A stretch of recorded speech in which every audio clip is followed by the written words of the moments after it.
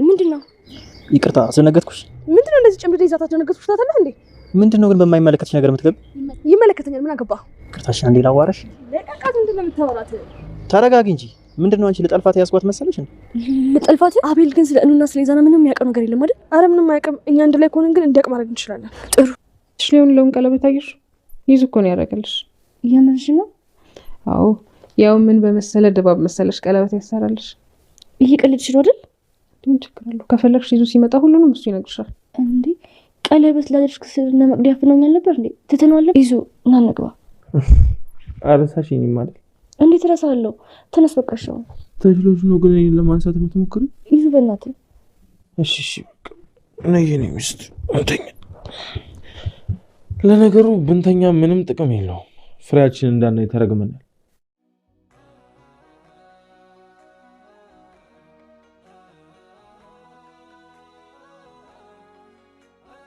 ትንሿ ኢዙንና እኑን ተጠራጠረቻቸው። በአይኗ ካየችው ጋር ሲነጻጸር በዛ ላይ አዩ ተጨምራበት ነገሮች ሁሉ ድብልቅልቃቸው ወጥተዋል።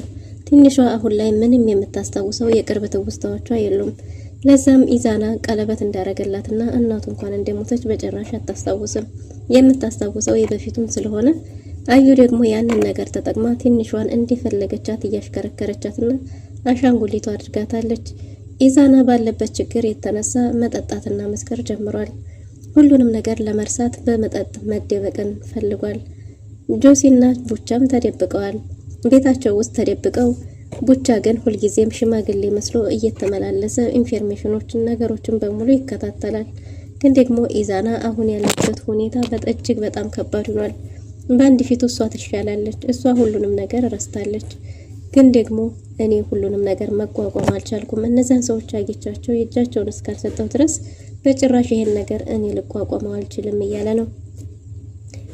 ትንሿም እንግዲህ እኑና ኢዙን አንድ ላይ ስላየቻቸው ብቻ አዩ ካልቻት ነገር ጋር ተደማምሮበት ጥርጣሬዋ ከፍቷል። መቅዲንና እኑን ጠላቱ አድርጋቸዋለች። ሰላም ጤና ይስጥልን ውድና የተወደዳችሁ እንደምናላችሁ በያላችሁበት የዓለም ዳርቻ ሰላምታችን ይድረሳችሁ እያልን በአዲስ መተናል። በቅንነት ላይክ፣ ሼር፣ ሰብስክራይብ እያረጋችሁ ቤተሰብ አድርጉን። ትንሿ እንግዲህ በደረሰባት አደጋ ምክንያት የማስታወስ ችሎታዋ ጠፍቷል ማለት ነው። በተለይ ከቅርብ ጊዜ ወዲህ ያሉት ውስጣዎቿ ምንም ነገር የምታስታውሰው ነገር ስለሌለ የምታስታውሰው የበፊቱን መቅዲ ክፉ በነበረችበት የኢዛዝናም እናት እንደዛ እነዛም መጥፎ ነገሮችን ብቻ ነው የምታስታውሰው። ከመልካም ነገሮቹ አንድን እንኳን ማስታወስ አልቻለችም።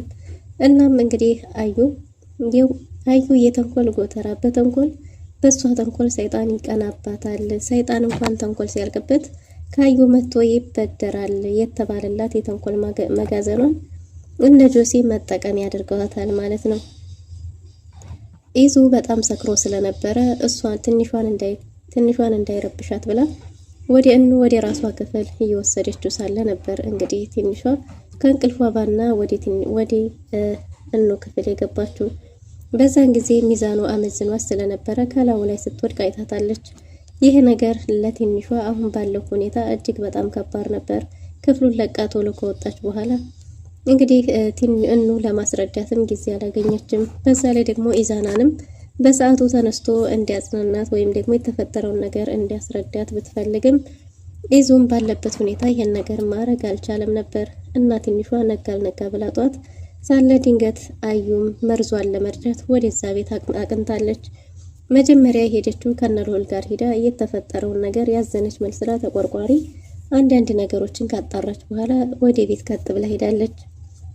በሩን በኮኳች ጊዜ ደግሞ የሚገርመው አጋጣሚ የከፈተችላት ራሷ ትንሿ ነበረች እና ትንሿም ስትከፍትላት ትንሿ የምታውቀው ያን የድሮ ወዳጅነታቸውን እንጂ የአሁኑን ጠላትነታቸውን ስላልሆነ እሷም ነይ ግቢ ወደ ቤት ባልቻት ጊዜ ወደ ቤት እንድትገባ ማንም ሰው እንደማይፈቅድላትና ሁላቸውም ጠላቶቿ እንደሆኑ ማንም ሰው አጠገቧ እንዲያት እንደማይፈልግ ይህ የሚሆነው ምንድነው ለትንሿ ተቆርቋሪና አዛኝ ስለሆነች የሷን መልካምነት ነግራት ሌላዎቹን ግን በመጥፎ ስማቸውን አጠልሽታለች።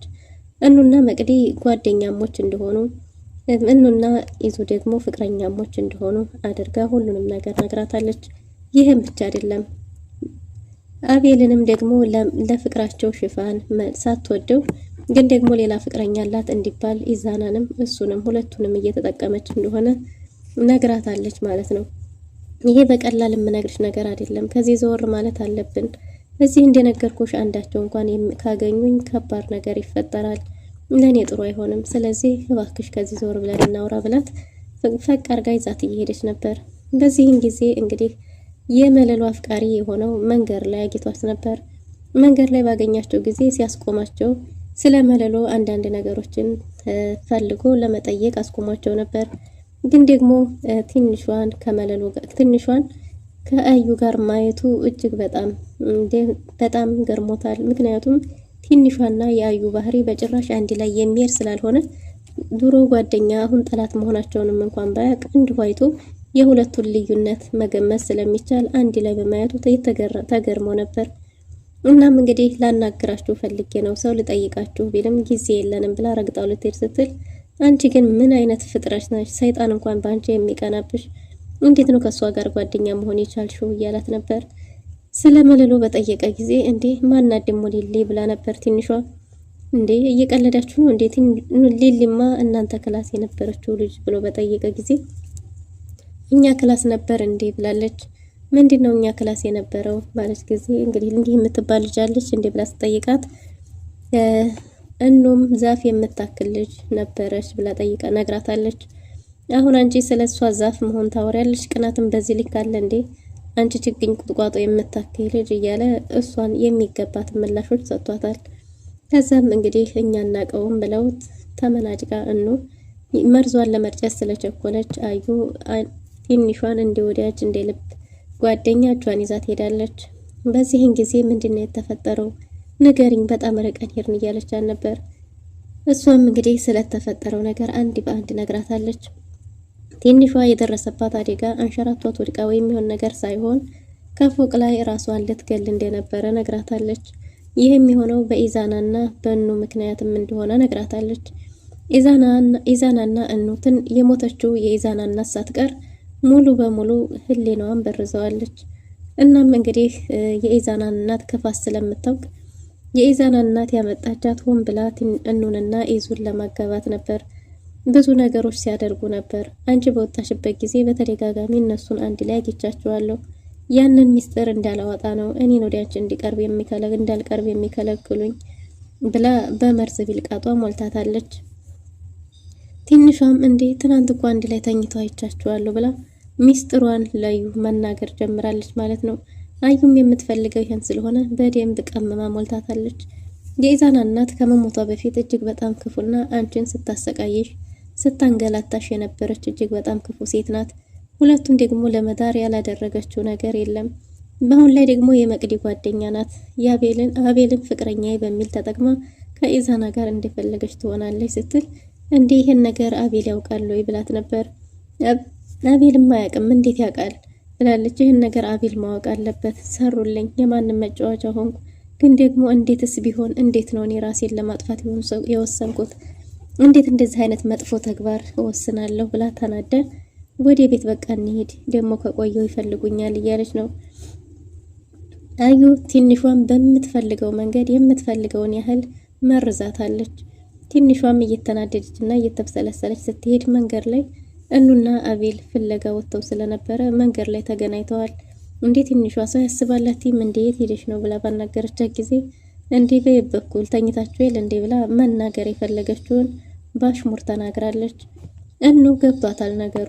ግን ደግሞ ያው መርሳቷን እሷን አለማስታወሷን የመጣችበትን ጊዜ አለመለየቷን ስለገባት ብቻ በትዕግስት አልፋታለች። እናም ከዛም እየሮጠች ስትሄድ ኢዛና ቤት ተቀምጦ ነበር።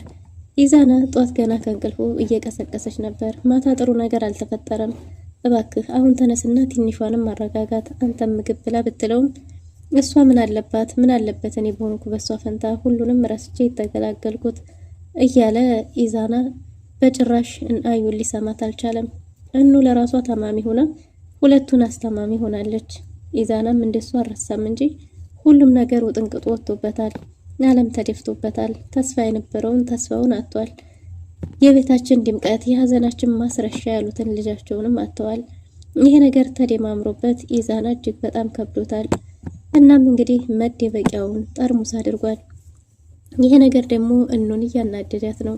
እንደዚህ መሆን የለብህም፣ ችግርህን ተገፍጠህ ማሸነፍ ነው እንጂ ያለብህ በጭራሽ እንደዚህ መሆን የለብህም እያለች ብትመክርም ግን ደግሞ እሱ ከዚህ ነገር ለመሸሽ የህሊናውን ጩኸት ለማምለጥ እዛው ወደ ጠርሙሱ ጋር ይሄዳል። በሌላ በኩል ደግሞ አቤል ለፖሊስ ማሳወቅ አለብን፣ እነዚህን ሰዎች ሊያገኛቸው የሚችለው ፖሊስ ብቻ ነው፣ እኛ ምንም ብናረግ ልናገኛቸው አልቻልንም ቢልም አንድ ቀን ከተደበቁበት ይወጣታል እንጂ በጭራሽ ይሄን ነገር አላደርግም፣ ፖሊስ ሊያውቀው አልፈልግም ብሎ ኢዛና እምቢ ብሏል። አቤል እና ሉላ የፈለጋቱን ቢያረጉም በጭራሽ ብሎ አሸንፏቸዋል። በዛ ላይ ትንሿና መቅዲ መገናኘት አይችሉም። መቅዲ ለትንሿ ብዙ ዋጋ ብትከፍልም ግን ደግሞ በበፊቱ ሚዛኗ አስቀምጣታለች። የበፊቱ የምታውቃት ወዳጇ አዩ ወዳጇ መቅዲ ጥላቷ ናት። አሁን ደግሞ ዓለም ተገላብጧል። ጥላቷን ወዳጇን ጥላት አድርጋለች። ይህ ነገር ደግሞ ለነጆሲ ትልቅ መንገድ ከፍቶላቸዋል። በዚህን ጊዜ እንግዲህ አዩ ለትንሿ እጅግ በጣም መልካም ጓደኛዋ ናት ማለት ነው። አብርሽና ቅድስትም መጨቃጨቃቸው እንደቀጠሉ ይገኛሉ። እንግዲህ የመለሎ አፍቃሪ የሆነው ካሌብ አሁንም ቢሆን መለሎን ፍለጋዋን፣ አካባቢዋን፣ ሰፈሯን ከመንገድ ላይ ስላጣት ብቻ እያሰሰ ይገኛል።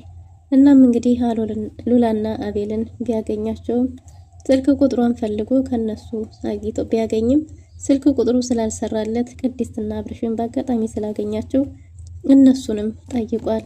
እንግዲህ ቅድስትና አብርሽ አንድ ላይ ሆነው ስለ መለሎ ስልክ ቁጥር ሲጠየቅ ሰፈሯን አድራሻዋን ሲል ቅድስት ቀድማ አንተ ታውቀዋለህ፣ ቤቷንም ያውቀዋል፣ ያሳይሃል፣ ካስፈለገም ይዞ ይሄዳል እያለች ነው። አብርሽ አላውቀውም ብሎ ለማለባበስ ቢሞክርም ግን ደግሞ መቅደስ ጉሮሮዋ ላይ ቆማለች። እኔ ስልክ ቁጥር የሰጡኝ ልጆች ነበሩ፣ አይሰራም፣ ስለዚህ ሰፈሯን የማውቀዋለሁ ቤቷን ነው እንጂ እያለ ነው። ግን ደግሞ ቅድስት እንኳን ቤቷን አይደለም ሁሉንም ነገር ያውቀዋል ብላ በቅናት ስሜት ይመስላል መጨቃጨቅ ጀምራለች። የመለሎ አፍቃሪም እኔ ለጸብ አይደለም የመጣሁት እንድትጣሉም አይደለም፣ በትብብር ካሳያችሁኝ እሺ፣ ካልሆነ ግን ይቅር እያለ ነው። ግን ደግሞ ቅድስት ያለ ማቋረጥ ጥያቄዋን ተይዘዋለች። ከዛም እንግዲህ ወንድሜ ይቅርታ፣ በእኔ የተነሳ እንድትጣሉ አልፈልግም ብሎ ሊሄድ ሲል አይዞ ምንም ችግር የለውም እኔ ለምጄዋለሁ ብሏል። ቅድስት ምኑን ነው የለመድከው ብላ አሁንም ደግሞ እዛው ፊት ለፊት ትግል ጀምራለች። በዚህን ጊዜ በጣም ይቅርታ ወንድሜ ቻለው ብሎ ተነስቶ ሄዷል። በዚህን ጊዜ እንግዲህ አብርሽ የመለሎ አፍቃሪ ከሄደ በኋላ ቅድስት ምንድነው ያልከው ካልተናገርክ ብላ ጉሮሮ ላይ ቆማለች። እሱም እንግዲህ ስለ ባህሪዋ እንደሆነ ቢናገርም ቅድስት አሁን አፈር ያረጋታል። አብርሽም ይሄን ነገር ለመቋቋም የተቻለውን ያህል እየሞከረ ይገኛል። ግን ደግሞ በመለሎ የተነሳ ይህን ያህል ጭቅጭቅ ይፈጠራል ብሎስ ማን ይገምታል? አብርሽ እንግዲህ ይኸው ነው። ግን ደግሞ አፍቃሪ ስለሆነ ይህን ሁሉ ችሎ በቃ ለምጄው ችዬው ኖራለሁ፣ ይሄ የተለየ ፍቅር አሰጣጥ ነው ብሎ ሰይሞታል። በሌላ በኩል እንግዲህ ሉላና አቤል መንገድ ላይ ኢዙን ባገኙት ጊዜ እየሮጠ እየሄደ ነበር። ወዴት ነው የምትሄደው ባሉት ጊዜ የሚሄድበት አለኝ እንዳትከተሉኝ ብሎ ነበር። እነሱም እንግዲህ እኛስ ወንዶች አይደል እንደው እንዴት እንግባባለን፣ የትም ቢሆን አብረን እንሄዳለን ብለው ተከትለውት እየሄዱ ነው። እንግዲህ የሄዱት ወደዛው ወደ ፈረደበት ግሮሰሪ መጠጥ ቤት ነበረ። ኢዙ ጥንብዝ ብሎ ከሰከረ በኋላ ደግሞ ቤት ቀይረን እንጠጣ እያለ ነው። ካለሁበት ለመርሳት ካለሁበት ጭንቀት ለመውጣት ይሄ ይሻለኛል ብሎ ምርጫው አድርጎታል። እናም እንግዲህ ኢዙ አይ ወደ ቤት መሄድ አለብን፣ ወደ ቤት አንሄድም፣ ቤት ቀይረን እንጠጣለን፣ ምን ቤት አለኝ፣ ትልቅ ግብ ተፈጥሯል እና አቤል እንደምንም ከሌሊቱ እኩለ ሌሊት ላይ ወደ ቤት ይዘውት ሄዷል። ትንሿና ኑ መነጋገር ጀምረዋል። ትንሿ ለሞ ያላት ፍቅር ሳይሆን ጥላቻ ሆኗል። እኑ እንደምንም ነገሮችን ለማስረዳት እየሞከረች ነው። እጇ ላይ ያለው ቀለበት ኢዛና እንዳደረገላት፣ የኢዛና እናትን በካንሰር ታማ እንደሞተች፣ አንዳንድ ነገሮችን ቀለበቱን ሲያረግላት የነበረው ድባብ ልዩ እንደነበረ ነግራታለች። እኮኔ ቀለበት ብላ ነበር። እሱም እጇ ላይ እስቲ እጅሽን ተመልከቹ፣ ይሄ ቀለበት ሲደረግልሽ የነበረው ፕሮግራም ድባቡ እጅግ በጣም ልዩ ነበር። ስለዚህ ባልሽ እጅግ በጣም ይንከባከብሽ ነበር። ይሄ ሁሉ ነገር የተፈጠረው አደጋው ከደረሰብሽ በኋላ ነው ብላታለች። ኢዛናም ጠጭና ሰካራ የሚሆነው አንቺ ላይ ከደረሰው አደጋ በኋላ እንጂ በፊትማ እጅግ በጣም መልካምና የሚንከባከብ ባል ነበር ስትላት አልተዋጠላትም ነበር። ግን ደግሞ ቀለበቱን እጇ ላይ ስታረገው እውነቷን ቀለበቱን አድርጎልኝ ነው ግራ ተጋብታለች። እናም እንግዲህ አዩ እንደምንም ልታስረዳት ሞክራለች። የቀረውን ደግሞ ነገ ሙሉ በሙሉ ነግርሻለሁ ስትላት እሺ አንቺስ መቼ መጣሽ ብላት ነበር። እሱም እንግዲህ ስለኔም ብዙ ማወቅ ማስረዳት ይኖርብኛል ማለት ነው። ያ ማለት እንግዲህ ነገ እናወራለን፣ አሁን ግቢና ረፍት አድርጌ ብላት ነበር። ኢዛና እየተንበዛበዘ መጥቷል። ኢዛና ትንሿ እኮ የእናቴን ሞት ረስታለች፣ ልጃችንም ደግሞ መልሰው እንዳይገሉት ሂድና ጠብቅ እያለ ነበር። ለካ አንድ ልጅ ብቻ ነበር የነበረን። ብቻ ኢዛና ልቡ እጅግ በጣም ተሰብሯል። በዚህም ሁኔታ እንግዲህ ወደ ቤት ሰክሮ ሲመጣ እንዴ አሁንም ድጋሚ ብላ ነበር። ለራስሽ ታመሽ እኔን ቁጭ ብለሽ መጠበቅ ጀመርሽ፣ አስታውሰሽ ነው አልረሳሽኝም ብሏት ነበር። ትንሿም አንተን እንዴት ረሳሃለሁ እያለችው ነው። እኑንም ይቅርታ ጠይቋል። ለራስሽ ታማሚ፣ በዛ ላይ አስታማሚ ሆነሽ ተቸገርሽ፣ በጣም ይቅርታ እህቴ። ከዚህ ውጭ ግን ሌላ ምርጫ ስላልነበረኝ ነው፣ ምንም ማድረግ አልቻልኩም፣ ደክሞኛል፣ አቅቶኛል እያለ እየተማረረ ነው። ኢዞን እና ቤል እንደምንም ለማረጋጋት እየሞከሩ ነው። እስቲ እናንተን እሺ ካላችሁ አረጋጉና አስተኙት፣ እኛ አልቻልንም፣ ከአቅማችን በላይ ሆኗል እያሉ ነው እነ አቤል። እሺ በቃ ብለው እነ ትንሿና እነ እኑ ለማረጋጋትና ለማስተኛት ኢዙን ሲሞክሩ ኢዛና ልጃቸውንም እንዲያጡ ለትንሿ ነግሯታል። በዚህ ሁኔታ ትንሿ ብዙ አልገባትም እንጂ ነዘር ለፍሬ እንደተረገሙና እንዲበቁ እንዳልተመረቁ ልጃቸውን እንዳጡ ሲናገር ሁላቸውም ተቆጥተዋል። አቤልም እኑም እንዴ ምን ማለት ነው ዝም በል ብለውት ነበር። እሺ በቃ እያለ ኢዛና ከነ ስካሩ ለማረፍ ሞክሯል። ግን ደግሞ ትንሿን አዩ በዚህ ሁኔታ ከቀጠለች የዛ ቤት ውጥንቅጡ የበለጠ ይጠፋል። ቡቻና ጆሲም እንግዲህ እስከ መቼ ድረስ እንደሚሆን ባይታወቅም እዛው ተደብቀዋል። ለዛም ነበር ፖሊስ ካልሆነ እኛ ልናገኛቸው አንችልምና አሳልፈን ጉዳዩን ለሕግ እንስጥ ያሉት እነ ሉላ። ግን ደግሞ ኢዛና ፍትህ በጀ እንጂ በፖሊስ ሊሆን አይችልም ብሏል። ይህን እንዲል ያደረገውም ምንድነው ከዚህ በፊት ባመለከተ ጊዜ መረጃ ይዘህ ካልመጣ በስተቀር ይሄ በቂ አይደለም ተብሏል። እናም እንግዲህ ኢዛና ቃል በገባው መሰረት የቡቻን አንገት ይዞ ለመሄድ ወስኗል። ቡቻ ግን የትንሿ ወንድም መሆኑ መች ሊታወቅ ይችላል የሚለውን በቀጣይ ክፍል የምንመጣ ይሆናል። ለዛሬ የነበረን ቆይታ ይመስል ነበር። መልካም ጊዜ